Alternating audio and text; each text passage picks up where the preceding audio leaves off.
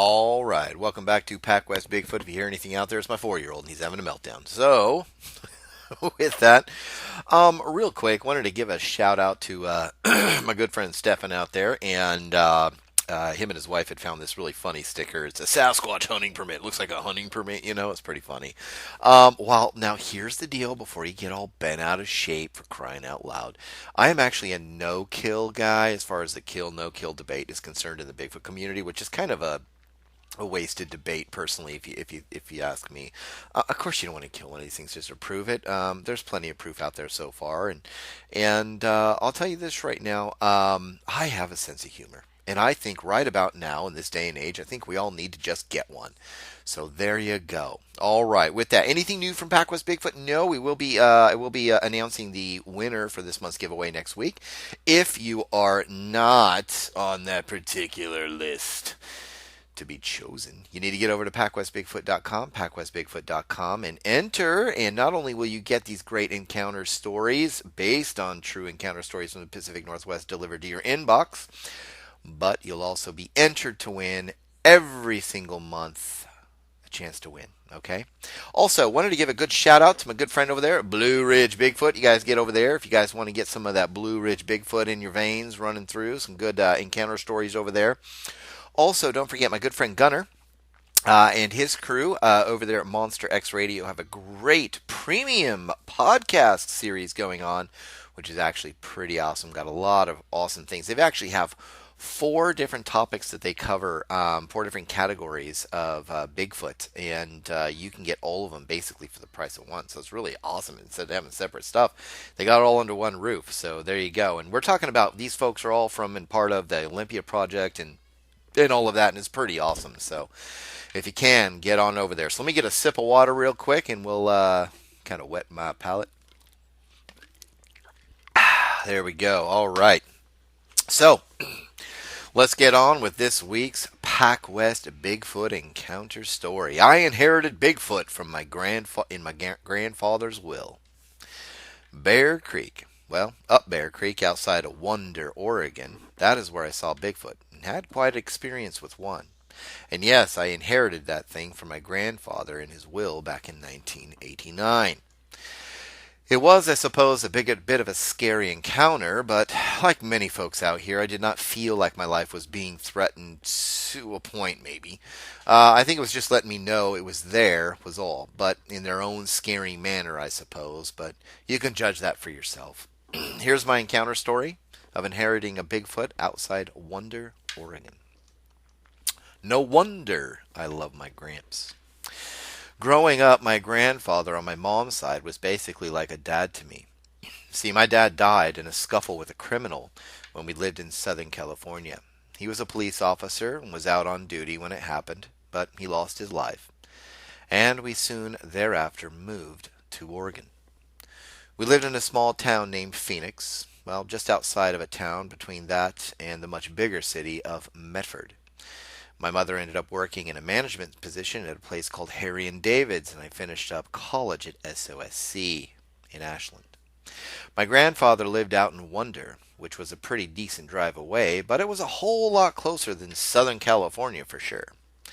He owned a small cabin and a few acres up Bear Creek outside of the little blip on the Oregon map. He had lived there for nearly 5 years, ever since my grandmother passed away from cancer. Yes, both of us had lost family members we loved, and being the only grandchild up to that point, well, I guess he had a pretty special place in his heart for me. We were really close, and he was a great man and a mountain man, if you will. He would spend a whole week, and sometimes we would spend a whole week, and sometimes 2 up at that cabin during the summer, and that's where he lived. Of course, the same rules always applied. Never go out alone wandering around, and always bring a gun. Why? Well, at first we thought he was losing his mind or something, but he believed there were Bigfoot on his property. Well, one Bigfoot at least. He was pretty serious about the matter. Not that he was peering out windows and wearing a tinfoil cap, but he knew that it was there, and that it was a wild animal. And like any wild animal, they are hard to trust. His biggest concern, and he mentioned this to us over dinner one night, was the fact that he was not sure what this thing felt about him and people in general. So far, it had kept its distance, but here and there would slap the cabin, scream, and walk around it and escort my grandfather out of parts of the woods that backed up his property. I personally, personally, I would have several experiences, a couple visuals, and one incident that really and truly scared the life out of me. And here's what happened. The will of my grandfather. It was early spring, and by summer I'd be moved into the cabin. It was 1989, and my grandfather would part this earth and be heaven bound. And yes, I too believe in heaven, Dave, and I'll see that old mountain man there one day. But the law of thermodynamics caught up to him, and he was gone. My mother had finally remarried the year before to a pretty great guy, and I was now a college dropout, and for good reason. But I'll keep those to myself. Anyways, he left me everything, the cabin, the acres to go with it, and to my surprise, enough money to last me and my kids a lifetime and beyond. Well, as long as we kept the living to the interest, and did not splurge on crazy stuff, and kept within our means to a point, I suppose. It was beautiful up there, out there for sure, and I only updated a few things when I moved in. I decided to cut and sell firewood to keep me busy and working. No sense in being lazy. That is just wrong, no matter how much money you have. I have the money. I gave the money to a couple. I gave money to a couple charities I love, and here and there, directly to a homeless person I would see in Grants Pass when I had to go there from time to time. But back to what I saw and experienced, and what had me a bit petrified with fear once. I never expected my grandfather's beliefs in Bigfoot to be anything but real. I mean, just didn't think they were going to be real. Personally, I thought he was simply having some fun with me when I was younger and playing on a bit of my fear of the woods when I would come to visit. But, like I said, I never thought he was all that serious about it. He reiterated this belief in his will when he stated how to interact with the Bigfoot on the property. He literally had some notes from the attorney to give me about how I should treat and try not to interact with them or it. Hamburger helper.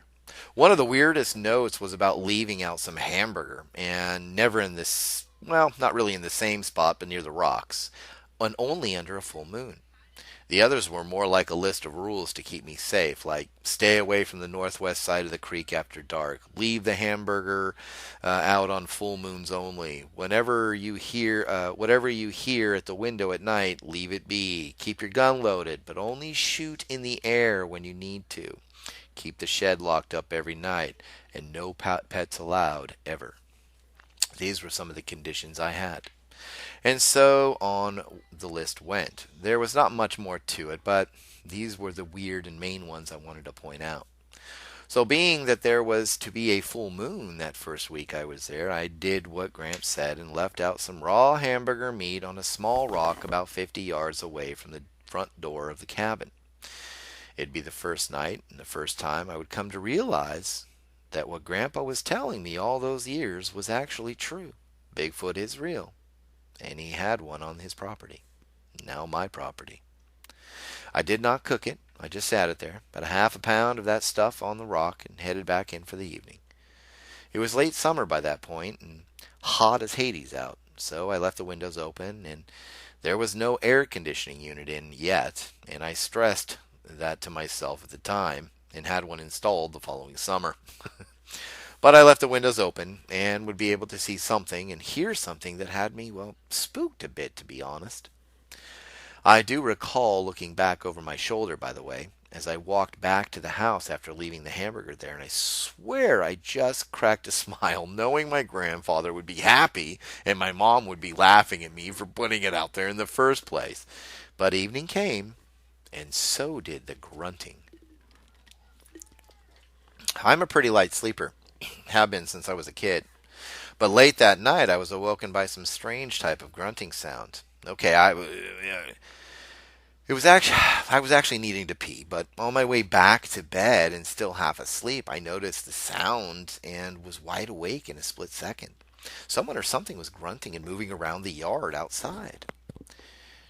It was a full moon, so I could see pretty well around the property, as the forest did not really start for almost 40 yards from the cabin. I decided to take a look outside through the window, and soon I was looking in the direction of this crazy grunting. Just on the edge of the yard, in front of the tree line, I watched as a human-like shape or silhouette literally walked over in the direction of the rock on which I sat that raw hamburger. Questions started flooding my mind. Who in the world eats raw hamburger, and who in the world is on my property in the middle of the night taking it? I remembered my grandfather's warnings in the list. And then I remembered what he said lived on the property: Bigfoot. The shadow or figure was rather tall, at least a couple heads taller than me. I'd say about 8 feet tall for sure or more. And I was right, because a few weeks later I'd see this thing face to face. Grunting, hollers, and the creek monster. It only took that one evening to truly consider that my grandfather was telling me the truth all along, and that there was a Bigfoot, and they really do exist. It had been a few weeks later and no full moon, but still I ended up somewhere I should not have been, and when I should not have been there. I was up a creek. No, seriously, I was up a creek one evening testing a couple of dry flies before the creek would all but dry up for the rest of the summer. Well, for the most part, there was some flow, but instead of some nice deep pools, there would be a simple stream about 5-6 feet wide at most. Right now, well, that day, it was great. I was actually pulling out a few small panfish for fun. Eventually dusk came on, and I remembered all of a sudden what my grandpa warned me about when it came to the northern part of that creek, especially the west side. I was at least 15 minutes walk up it by that point, and after the incident a few weeks earlier, I was starting to look around my vicinity and peering as far as I could into the now dark tree line. And all of a sudden I felt a sense of fear and dread. It was a sudden sense of fear that had me moving slowly but surely back down the creek and back to the cabin. As I walked, I heard some kind of movement to the west of me, like something walking through the woods. Was I being followed? Shadowed? I kept my eye on the trees to the west of the creek, all the while trying to watch my step as well. I did not want to break an ankle and be stuck out there at night, that's for sure. But the feeling of fear, possibly dread, kept up, and so did my pace. I started nearing the cabin, or the trail that shot back and over to the cabin, when I noticed the same tall, dark figure literally walking parallel to me, not 30 or so yards to my right. It was tall, but this time I could see it was not human. Well, other than the fact it had arms, legs, and walked like us, only it had a slight hunch to it, and its stride was huge. It was also covered in hair, and although it was too dark to see its face at that point, I could see there was really no neck at all, and the shoulders must have been almost 4 feet wide for sure. It started grunting, and then it growled. I have to say, I've been to wildlife safari up north and the Portland Zoo. I've heard a lion roar and growl, and still, this was a whole lot scarier. You can be sure of that. As I reached the yard, it disappeared. No more shadowing, grunting, or growling. The scary chapter.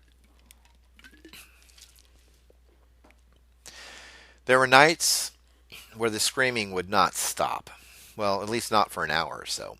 I heard the screaming after that from the nearby mountainsides. It would just holler, scream, or whatever at all hours of the night.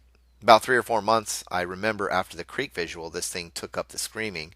And I had one night I thought it wanted to get at me. It felt like it at least.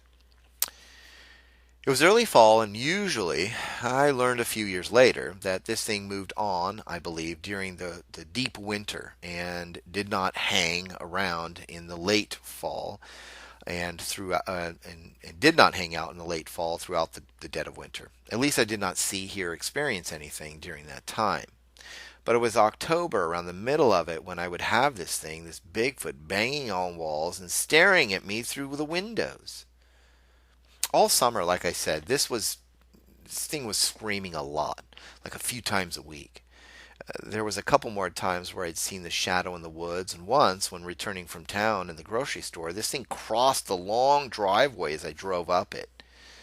Still, I could not make out the face, just the size, and that it was for sure a Bigfoot.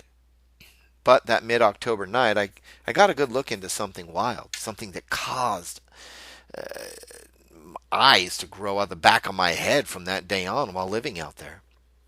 I was reading. I had no television. I hate television. Even today, I don't own one. Just a computer is all. Anyways, I was reading and settling down with a small glass of scotch on the rocks, as I usually do, when I heard the screaming again. This time, however, it was closer to the cabin and moving closer as the screaming increased in frequency. Then suddenly, it stopped. It was like a scary movie all of a sudden. The only sound that could be heard was the pounding of my nervous heart in my chest. I swear. I looked from one window and over the other. I had one cracked open a bit as the wood stove got a bit too hot sometimes, and I did have a stove running that night. But I heard nothing, not even crickets.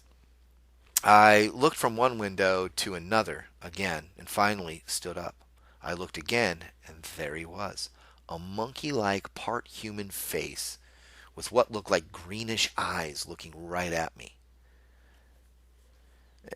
And I'm not sure why I never noticed it before, but this thing stank to high heaven, like garbage, rotten dead stuff, and a kind of skunky, I suppose, smell. Either way, it stunk bad. Its face is what held me there. However, it was it was huge, but somewhat. There was a huge but flat nose, and the skin color was almost as black as its hair.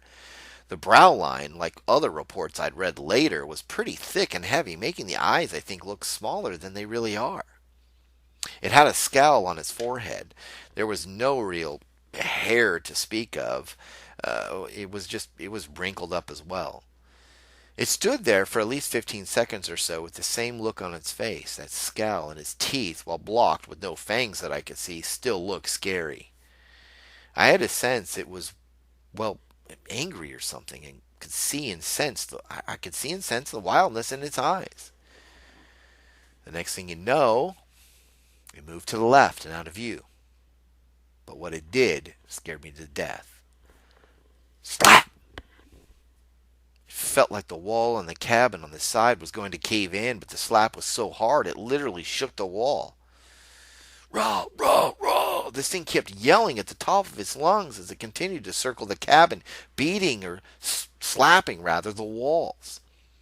I was really getting freaked out and scared, to be honest. I was not sure if I could follow my grandfather's rule for not shooting this thing. Now it was at the back window, and then crash! The window was broke as this thing slapped it, and its hand went right through it. I was freaking out. Take the gun, leave the cannoli. This kept up as I decided to move to the living room and grab my rifle quickly. By the time this Bigfoot, came around the front side of the cabin, I pulled the trigger, and I swear it scared me and it to death. It took off screaming bloody murder, and I was left on my butt on the floor for what seemed an hour after that. I did not want to go outside, and even an hour later I swear I could hear screaming off in the distance. Finally I did get up, and I figured in my mind that this thing could have got in here at any moment, but it didn't. It stayed outside, other than a hand through the window it broke, which I don't think it even expected that. It probably thought it was just like the wall, but it was glass. But I did get up and stuck my head out the broken window, and that is when I got the surprise of my life. Even bigger than the one still screaming off in the distance, there was another one. Well, I don't know if it was bigger, maybe 6-7 feet tall, standing there, looking at me from the tree line. I ducked back in and turned off the light in the room and went back to the window with gun in hand. It was still there, swaying side to side. It looked much like the other, and with the light off I could see it better once my own eyes adjusted. It stood there for what seemed a minute, then turned and walked off and started to talk, like a mangled up words of some kind. It would be the following spring until I would hear from them again. and they would take the meat off the rocks. Eventually, however, about 5 years after living there, they seemed to have disappeared or left the area for good. Maybe. Forward to today, and I do not know what has become of them. They were gone, and actually I moved eventually myself. I hate to say it, but I could not raise a family around them. I was afraid to. And to be honest, I wanted a family more than I did the property, and I'm sure my grandfather would have agreed. I believe in Bigfoot, Dave, and they are real, and I cannot explain why that one got so aggressive that night. My grandfather would have never put me in harm's way, and though these things are somewhat standoffish, I guess, he believed. But they're not, that's for sure. But that is my encounter story. Thanks, Thomas.